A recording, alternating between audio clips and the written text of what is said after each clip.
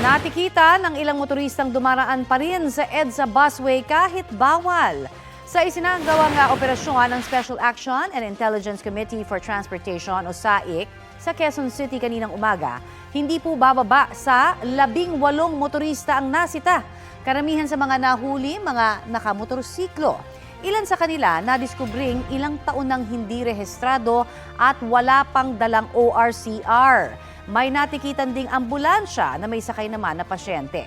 Kabilang po ang ambulansyang may pasyente sa mga pupwedeng dumaan sa EDSA busway. Pero ang problema, wala siyang dalang travel ticket.